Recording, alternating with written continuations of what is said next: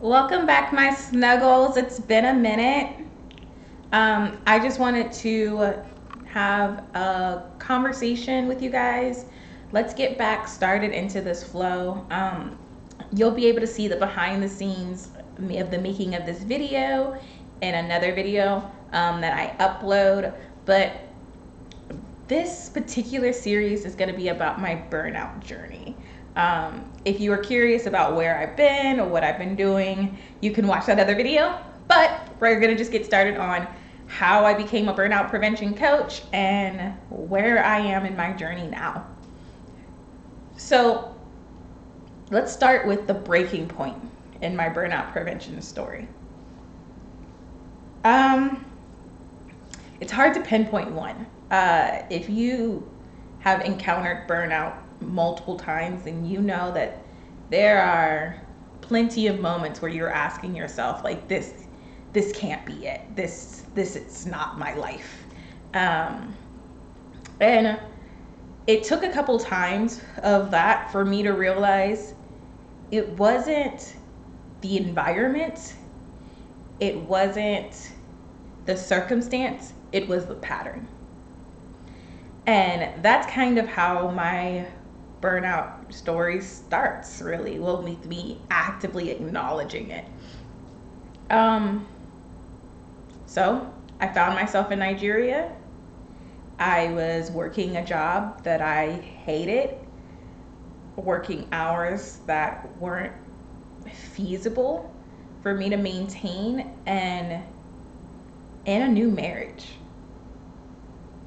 And I really felt like I was a robot. Like I was doing everything for everyone else and nothing for me.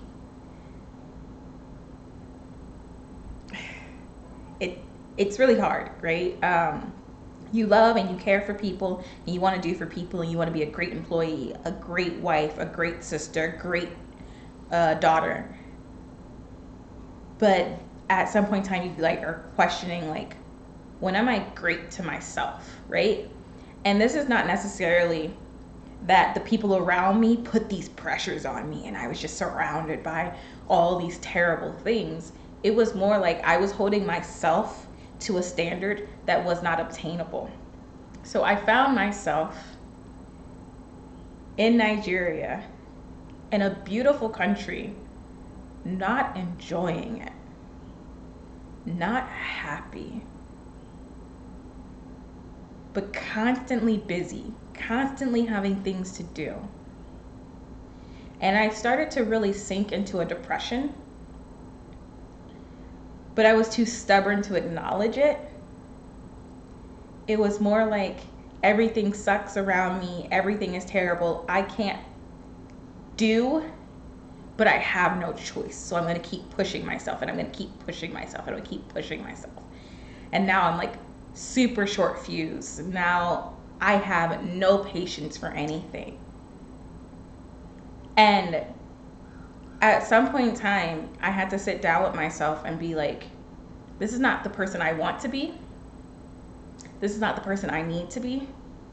How do I change it? So if you go all the way back, and I don't recommend going all the way back. If you go all the way back to the beginning of this channel, you will see that it started out with me talking about productivity, how to be more productive, right? Because I thought that was the answer. How to become more productive, how to do more things quicker. Efficiency, efficiency, efficiency. And while efficiency is an aspect to burnout prevention because you're reserving that energy, I was just elongating my to-do list and increasing my expectations for production and expecting it all to be done in a short window, which led to me being more burnt out.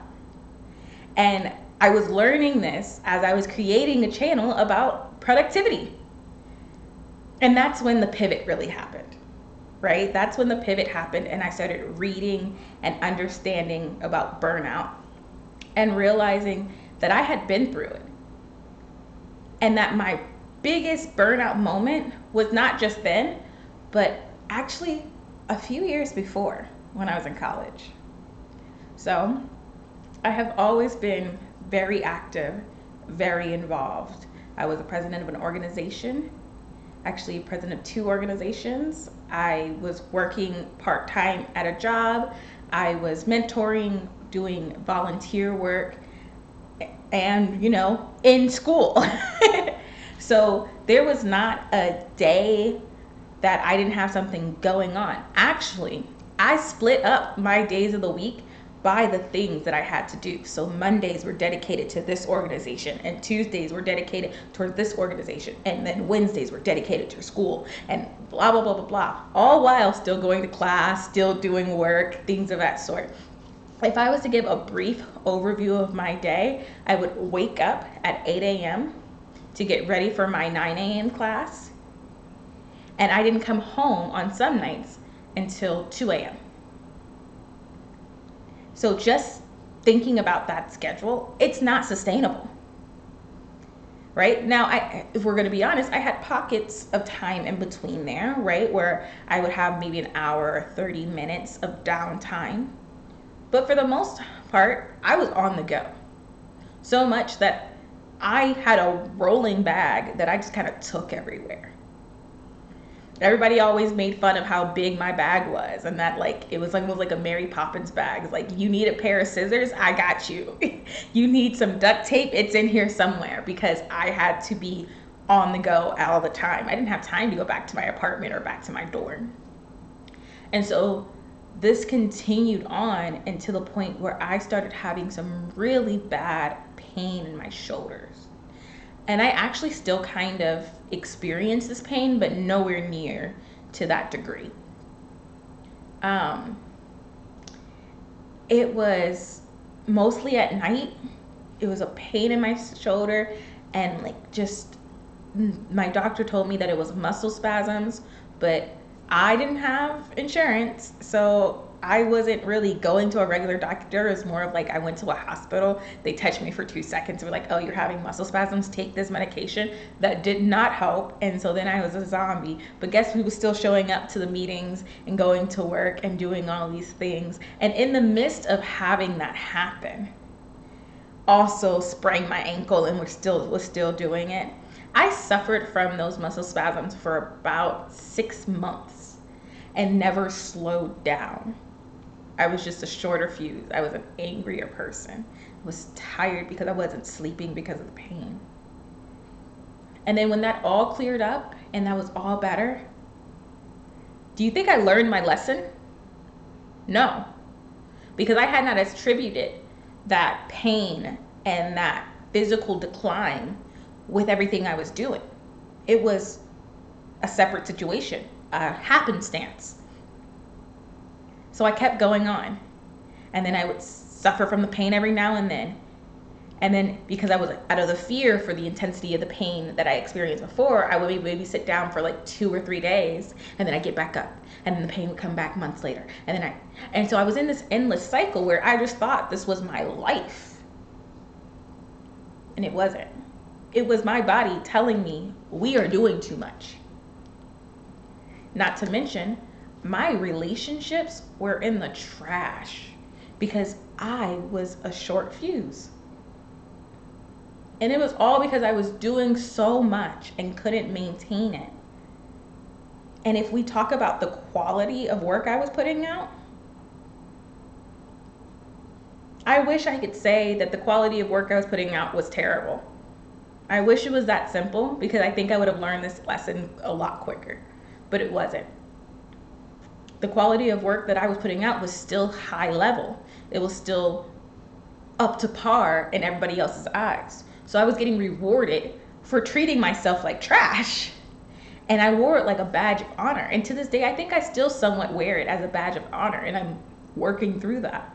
The fact that I can handle all these things and get through them and be great. But if I really look back, and if I were to talk to that girl, I'd tell her to sit down somewhere. I'd tell her to delegate. I'd tell her to drop something off her plate no matter how much it hurt. Because at the end of the day, I was creating a habit of frequent burnout because of the pattern I was maintaining of taking on tasks and never giving myself breaks and never rewarding myself and never reflecting on what I've been through. And I set myself up for failure. But all hope wasn't lost.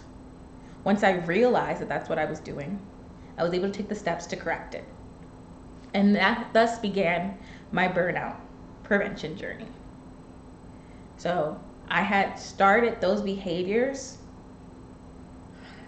probably from the age of 12, right? I never performed super well in like school because I just didn't care about academics in that way. But everything else I pretty much did at a high level. Even running businesses and having an article written about me as a preteen.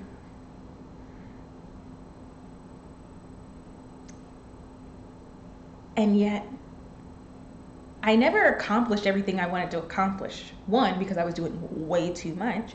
And two, because I was experiencing that frequent burnout, which would lead me to collapse before the finish line. Putting out a high level of things and then just dropping. It was a vicious cycle. And to this day, I'm still working my way out of the cycle.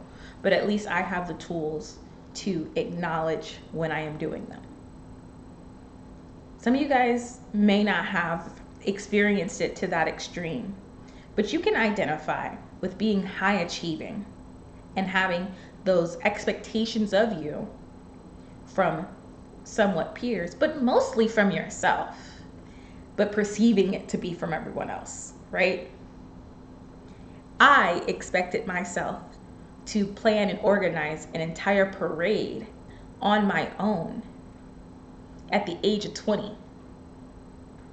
Not a single soul expected that from me. And when that didn't happen in the way I wanted it to, I deemed myself as a failure. And all of this led to my burnout because what was I telling myself? Well, I just have to work harder. I just have to do more.